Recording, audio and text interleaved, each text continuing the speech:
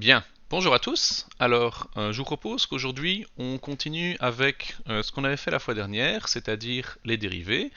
Alors, si vous vous souvenez, ce qu'on avait fait avec les dérivés, en fait, on avait vu que l'idée de base, en fait, c'était de pouvoir décrire est-ce que ma fonction elle montait plutôt fort ou est-ce qu'elle montait pas trop fort. D'accord? C'était ça qu'on avait essayé de caractériser entre autres. D'accord? Et donc, en fait, cette partie-ci que je vais vous expliquer, en gros, c'est une partie qui va vous dire, en gros, à quoi ça sert tout ce bazar, d'accord? Alors, ce que je propose qu'on commence, ben, allons-y. Donc, une petite propriété qui va vous dire quand est-ce qu'on peut caractériser avec les dérivés si une fonction croît ou décroît. Alors, si on prend un intervalle f, si on prend un intervalle i qui est contenu a priori dans le domaine d'une fonction f, ainsi que dans le domaine de dérivabilité. Je ne l'écris pas ici parce que je ne pense pas que j'ai introduit une notation sur le domaine de dérivabilité.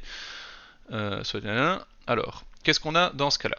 Alors, moi j'affirme que, premièrement, si la dérivée première de la fonction elle est positive sur i, donc ça veut dire quel que soit le point que je prends dans un intervalle, elle est positive, alors moi j'affirme que la fonction est croissante sur i. Alors f est croissante sur cet intervalle. D'accord? Alors, à contrario, si la fonction f, si la dérivée est négative sur l'intervalle, alors la fonction, vous vous en doutez, elle est décroissante sur cet intervalle. Ça veut dire qu'elle descend. Alors vous me direz, ok, là j'ai fait le cas positif, j'ai fait le cas négatif, qu'est-ce qui se passe quand la dérivée est nulle? Eh bien, faisons cela tout de suite. Donc on va voir à quoi ça peut correspondre.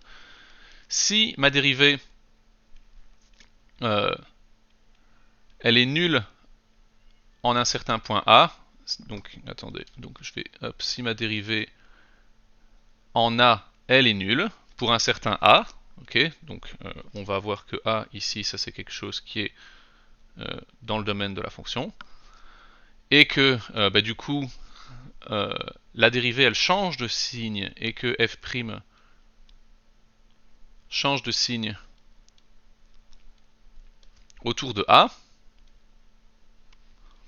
Alors voyons voir ce que ça veut dire changer de signe autour de A. D'accord? Donc changer de signe, ça veut dire d'abord je suis positif et ensuite négatif. Ok? Donc je vais noter, on a un cas où c'est positif et ensuite négatif, et on va un autre cas où je vais être négatif et ensuite positif. D'accord? Hop, donc je vais mettre ça. Donc là je suis plus grand que 0, ensuite plus petit que 0. Donc si je suis plus grand que 0, ça veut dire que d'abord je monte, au vu de la première propriété, et ensuite je descends. Ok? Donc ma fonction elle fait ça globalement. Donc ça veut dire que ici en fait, à cet endroit-là, on va avoir un maximum. Et à contrario, si je suis d'abord négatif, ça veut dire que je descends. Et ensuite, si après je suis positif, ça veut dire que je monte. Donc à l'évidence, ici, j'ai pas trop le choix. À cet endroit-là, je dois avoir un minimum. Ok? Donc en gros, si j'essaye de résumer tout ce bazar, ça veut dire que si ma dérivée en A est nulle et que je change de signe autour de A, alors eh ben, la fonction f, alors f admet un extrémum. Un extrémum, c'est un maximum ou un minimum. Hein. Je dois savoir on est dans lequel de ces deux cas-là pour déterminer c'est lequel. Alors f admet un extrémum en A. D'accord? Alors, je vous propose de faire un exemple avec ça. Donc, qu'est-ce que je vais faire? Ah, ben je vais... si je dessine à la main, ça va être un peu la galère. Donc, ce que je propose de faire, je vais dessiner la fonction x carré. D'accord? Donc, j'utilise Gnuplot, qui est un super programme, open source, etc. Je ne fais pas du tout de pub. Alors, je vais dire que je vais dessiner...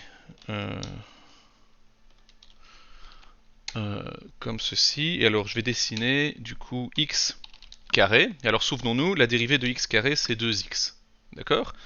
Alors allons-y, si je fais ça, donc j'ai cette fonction là, je vais mettre la grille, hop, hein.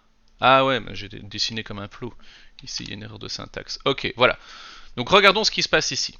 D'accord? Donc, en fait, je pense que j'avais déjà exporté ça. Peut-être j'ai déjà exporté ça. Donc, si j'inclus... Ah bah oui, j'ai l'image ici. Hop, donc voilà, je prends l'image que j'avais. Hop, ici. Toi, tu vas venir là. Et alors, ensuite, je vais taguer ma fonction. Donc si on regarde ici, la fonction x carré et la fonction 2x. X carré, elle est en rose ici, d'accord? Donc on remarque que sur cette partie-ci, d'accord? Sur cette partie-ci, d'accord? La dérivée qui est en vert, elle est plus grande que 0. 0, il est là, d'accord? Donc ici, sur cette partie-là, on voit que f' de x, elle est... vous savez quoi, ce serait peut-être plus simple si je prenais à peu près la même couleur. Donc ici, on remarque, là, on voit que f' de x est positive, d'accord? Si vous regardez, l'axe x, il est là, d'accord? Mon axe x, il est là, d'accord? Et mon axe y, il est là. Alors, comme ma dérivée ici, elle est positive, je le vois, hein, la ligne verte est au-dessus de l'axe des x, ça, qu'est-ce que ça veut dire? Ah, je suis pas dans le bon mode, ça veut simplement dire, du coup, que à cet endroit-là, la fonction f est croissante, ok? Ça veut dire que f est croissante. Et on le remarque, hein, on le voit ici, la fonction f, ce qui est en rose là, on voit, ben ça monte. Ok? C'est cool. Et alors, à contrario, si je regarde de l'autre côté, d'accord? Donc si je regarde ici, d'accord, on voit que la droite verte qui continue comme ça par ici, normalement, on voit que bah, cette partie-là, la droite verte, elle est en dessous de l'axe des x. Donc là, on a f' de x qui est négative, et on voit qu'à cet endroit-là, eh ben, en fait, ici, on voit que la fonction f, eh ben, elle descend. D'accord? Donc ici, donc là, ici, ça implique que la fonction f, elle décroît. Et alors, on remarque également que d'abord f est négative, d'abord la dérivée est négative, ensuite elle est positive, ok, excusez-moi, d'abord la dérivée est négative, ensuite elle est positive, donc on voit que ça change, ça s'annule à cet endroit-ci, et ça change de signe autour, d'accord? Donc ici, à l'évidence, cet endroit-là, c'est un minimum. D'accord? Donc ici, on voit l'interprétation parce que j'ai le dessin, mais en pratique, le dessin, on l'aura pas tout le temps, hein, d'accord? Donc c'est pour ça qu'on fait tout ce tintouin. Ça va? Et si on veut l'inverse, en fait, donc si on veut le cas avec le maximum, donc ça, je vais le faire. Attendez, j'avais pas déjà une fenêtre qui était ouverte de Gnplot? C'était celle-là, ok. Et c'est le terminal qu'il me faut. Donc ici, si je fais moins x carré avec sa dérivée moins 2x, hop, ah ben forcément les intervalles ça va plus du tout.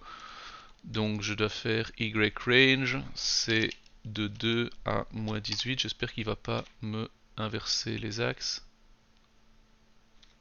Il faut replotter.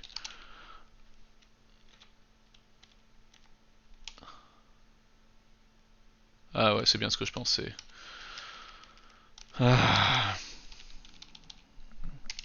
C'est probablement ce qu'on veut. Voilà.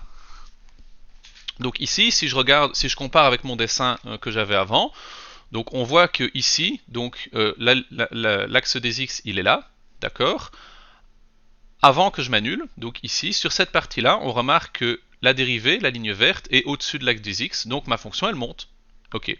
Et après, donc on voit que ici, à partir de là, d'accord, puisque ma ligne horizontale, elle est là, mon axe des x, il est là. Après, ma fonction dérivée, elle est en dessous de l'axe, donc elle est négative, et on remarque qu'à partir de ce moment-là, ben, la fonction, elle descend. D'accord?